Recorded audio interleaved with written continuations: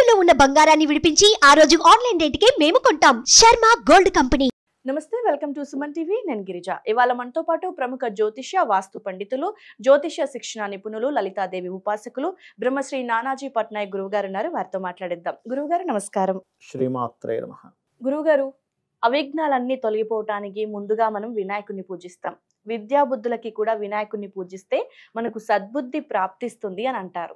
మరి అలాంటి వినాయకుడిని సంకష్టహర చతుర్థి రోజు ఏ విధంగా పూజిస్తే మనకు ఫలితాలు దక్కుతాయి అంటారు గురువుగారు?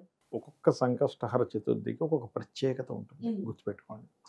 ఈసారి చేసేటువంటి సంకష్టహర చతుర్థి మనకి 18వ తేదీ వస్తుంది కాబట్టి ఈసారి చేసేది భూ వివాదాలు ఏవైనా ఉంటే అవి తొలగుతాయమ్మా. ఎందుకంటే ఆ రోజు ఉన్నటువంటి రవిచంద్రులు, ముఖ్యంగా రవి ధనస్సులో ఉంటే చంద్రుడు కర్కాటక రాశిలో ఉంటున్నాడు. ఆ చంద్రుడు కర్కాటక రాశిలో ఉండి కుజుడికి నీచభంగ రాజ్యోగాన్ని ఇస్తున్నాడు. అంటే ఆ రోజు సంకష్టహర చతుర్థితో పాటు నీచభంగ రాజ్యోగం కూడా ఆ 2 రోజులు ఉంటుంది. అందుకని ఎవరైనా కానీ గణపతిని, వారాహి అమ్మవారిని పూజ చేసుకున్నట్లయితే ఖచ్చితంగా, అంటే ఎవరు భూ వివాదాలు ఉన్నటువంటి వారు, లేదా కొంతమందికి చూడండి ఆకస్మికంగా కొన్ని నష్టాలు జరుగుతున్నాయండి ఈ మధ్య. అన్నీ ఆ సడన్ ఖర్చులు, సడన్ నష్టాలు జరుగుతున్నాయి. కొంతమంది అంటుంటారు సార్, అబ్బా అసలు తెల్లవారు లేస్తే ఏదో ఖర్చు వస్తుందండి అంటుంటారు. లేదా ఆకస్మికంగా నష్టాలు చాలా జరుగుతున్నాయండి ఈ మధ్య అంటుంటారు. అంటే కొంతమంది ఏదో ఇంట్లో ఏదో సడన్గా పోతుంది, ఒక సమయం ఏదో రిపేర్ వస్తుంది, కార్ కావచ్చు, ఇంట్లో ఏసీ కావచ్చు, సడన్గా ఖర్చు వస్తూ ఉంటాయి. ఇటువంటి ఆకస్మిక సంఘటనలు ఏవైతే ఉంటాయో అవి మీకు తొలగిపోవడం జరుగుతుంది ఈ సంకష్టహర చతుర్థి చేసుకున్నప్పుడు ముఖ్యంగా. అయితే మీరు ఇందాక అన్నట్టుగా ముఖ్యంగా ఆటంకాలు మనకేంటంటే, ఇంతమంది దేవీ దేవతల్లో ఒక్కొక్క దేవతకి ఒక్కొక్క పోర్ట్ఫోలియో ఇవ్వడం జరిగింది. ఆనందాన్ని ఇచ్చేవాడు అంటారు గణపతి.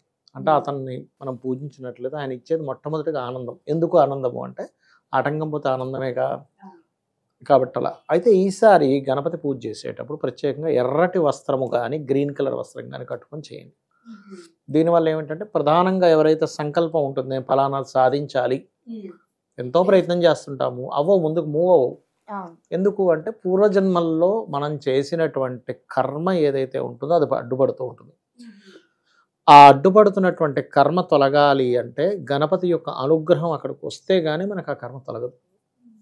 అయితే దానికి ఒక ప్రత్యేకంగా దీక్షా వస్త్రాల్లో తీసుకొని చేసినప్పుడు దాని సంకల్పం వేరు, అంటే దాని బలం వేరుంటుంది. ఉదయం నిద్రలేచి స్వామి నీ యొక్క పూజ చేసుకోవడానికి నాకు ఈ భాగ్యాన్ని కలిగించావు అనేటువంటి భావనతో మీరు ప్రారంభం అవ్వాలి మీ రోజు. అవి చక్కగా మనకి రెడీ అయిపోయిన తర్వాత, మలమూత్ర విసర్జన ఇవన్నీ అయిపోయిన తర్వాత చక్కగా మీరు ముందు రోజు శుభ్రపరుచుకుంటారు కొంతమంది, నైటే. లేనట్లయితే ముందు రోజు చేసినటువంటి పూజకి సంబంధించినవన్నీ క్లియర్గా తీసుకొని అంతా మీరు స్టార్ట్ చేసి, ప్రత్యేకంగా సంకష్టహర చతుర్థి నాడు పూజ చేసేటప్పుడు మధ్యాహ్నం పూట కూడా ఒకసారి పూజ చేయాలి గణపతికి. ఎప్పుడు కూడా గుర్తుపెట్టుకోండి, మధ్యాహ్నం. అంటే ప్రత్యేకంగా ఏదైనా ఇబ్బందులు ఉన్నటువంటి వారు ఉదయం పూజ చేసి మళ్ళీ మధ్యాహ్నం ఒకసారి ఏదైనా స్తోత్రం చదివి హారతి ఇచ్చి కూడా చేసినట్లయితే, ఇంకా వీలైతే సాయంత్రం కూడా 3 పూటలు కనుక చేయగలిగితే సంకష్టహర చతుర్థి నాడు బాగుంటుంది. కానీ అందరికీ కుదరదుగా, ఆఫీస్ ఉంటుంది, బిజినెస్ ఉంటే అప్పుడు ఏం చేయాలి అంటే, ఉదయం పూజ చేస్తాము, మధ్యాహ్నము సాయంత్రము మనసులో అయినా సరే మానసికంగా అయినా పూజ చేసినట్టుగా భావిస్తూ కనీసం మనసులో గణపతిని తలుచుకున్నా కూడా ఖచ్చితంగా మీకు ఉండేటువంటి ఆటంకములు తొలగుతాయి. ఇందులో ప్రత్యేకంగా కొన్ని గండాలు తొలగించేటువంటి యోగం ఏర్పడుతుంది ఆ రోజు, ఏది నీచభంగ రాజయోగం వల్ల. సో గండాలు కూడా ఖచ్చితంగా తొలగుతాయి, అందులో ఎటువంటి సందేహం లేదు. అయితే ఈ చంద్ర మంగళం, అంటే చంద్రుడు కుజుడు కలిసి ఉన్నారు ప్రత్యేకంగా. ఈ చంద్రకుజులు కలిసి ఉన్నప్పుడు ఈ చతుర్థి వచ్చిన రోజు ప్రత్యేకంగా ఒక్కొక్క లగ్నం వారు కొన్ని జాగ్రత్తలు తీసుకోవాలమ్మా. మంచి ఉంటుంది, చెడు ఉంటుంది. ఇప్పుడు మేషలగ్నం ఉందనుకోండి, వాళ్ళకి భూయోగాలు ఇస్తాడు, కానీ వ్యాపార సంబంధించిన విషయాలు జాగ్రత్తగా ఉండాలి. వృషభ లగ్నం ఉందనుకోండి, ఆ సంకష్టహర చతుర్థి ఆ 2 రోజులు కొంచెం కొత్త ప్రయత్నాలు ఫలిస్తాయి, కానీ ఉద్యోగం విషయంలో జాగ్రత్తగా ఉండాలి. మిథునం వారు పర్టికులర్గా ఏంటంటే, ఇక్కడ దూర ప్రాంతాలకు వెళ్ళినప్పుడు జాగ్రత్తగా ఉండాలి ఆ Sankashtahara Chaturthi plus next day కొంచెం. కర్కాటకం వారు కనుక చూసుకున్నట్లయితే వాహనాల మీద వెళ్ళేటప్పుడు కొంత జాగ్రత్త తీసుకోవాలి. అయితే మిథునం వారికి ఏంటంటే భూయోగము, మన ధనయోగాలు ఇస్తుంది. కర్కాటకం వారికి ఏంటంటే కొంచెం ఏదైనా ఒక పని సాధించడానికి ఉత్సాహము, కొత్త ఉద్యోగ ప్రయత్నాలు ఫలిస్తాయి, కానీ వాహనం మీద వెళ్ళేటప్పుడు జాగ్రత్తగా ఉండాలి. సింహం వారు వివాహ సంబంధించిన ప్రయత్నాలు చేసేటప్పుడు జాగ్రత్తగా ఉండాలి, కానీ బయట దేశాలకు వెళ్ళడానికి చాలా బాగుంటుంది. కన్యవారికి కనుక చూసుకున్నట్లయితే రుణం ఇవ్వడం తీసుకునే విషయాల్లో జాగ్రత్తగా ఉండాలి. వ్యాపార లాభాలు వస్తాయి ఈ చంద్రమంగళ యోగం వల్ల. అదేవిధంగా మనకి ఇక్కడ కన్యావారికి కనుక చూసుకున్నట్లయితే వ్యాపార లాభాలు, తులవారికి కనుక చూసుకున్నట్లయితే ఉద్యోగ యోగం కలుగుతుంది. కాకపోతే ఇక్కడ మిత్రులతోని లేకపోతే ఏదైనా షేర్ మార్కెట్ విషయాల్లో జాగ్రత్తగా ఉండాలి. వృశ్చికం వారు గృహ వస్తు వాహన కొనుగోలు చేసే విషయంలో జాగ్రత్తగా ఉండాలి. కాస్త లాంగ్ జర్నీస్ వల్ల లాభం కలుగుతుంది. ధనస్సు వారు ఎవరితోనే ఏదైనా కమ్యూనికేట్ చేసేటప్పుడు జాగ్రత్తగా ఉండాలి. కాకపోతే ఇన్సూరెన్సెస్ మూలంగా లాభం కలుగుతుంది. మకరం వారు ఫైనాన్స్ విషయంలో జాగ్రత్తగా ఉండాలి. వివాహ ప్రయత్నాలు అదేవిధంగా పార్ట్నర్స్ ద్వారా కొంతవరకు వీళ్ళకి సపోర్ట్ లభిస్తుంది. కుంభం వారు సెల్ఫ్గా వాళ్ళు కొంత ఎక్కువ శ్రమ పడవలసి వస్తుంది, కాబట్టి అప్పులు లభిస్తాయి.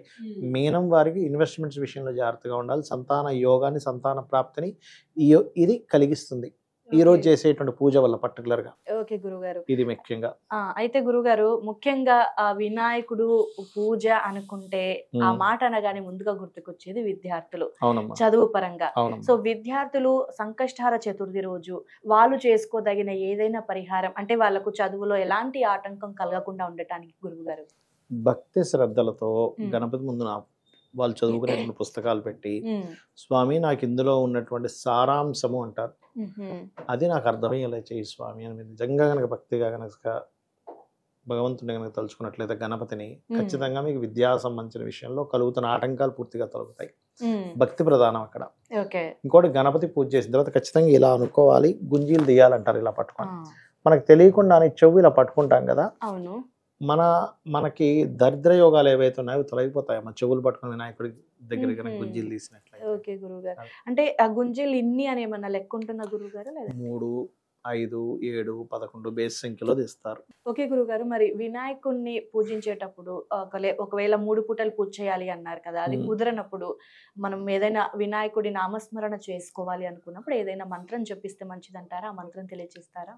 ఓం గం గణాధిపతయే నమః చేసుకోవచ్చు, లేదా ఓం కామేశ్వర ముఖాలోక కల్పిత శ్రీ గణేశ్వరాయే నమః చేసుకోవచ్చు. గురుగారు, విద్యార్థులకు సంబంధించి అలాగే మిగతా వారందరికీ కూడా భూ సమస్యలకి ముఖ్యంగా వారందరి కోసం కూడా సంకష్టహార చతుర్థి రోజు చేయాల్సిన పూజా విధానాన్ని చాలా చక్కగా తెలియజేశారు. మంచి పరిహారాన్ని తెలియజేశారు గురుగారు. ధన్యవాదాలు. శ్రీమాత్రే నమః.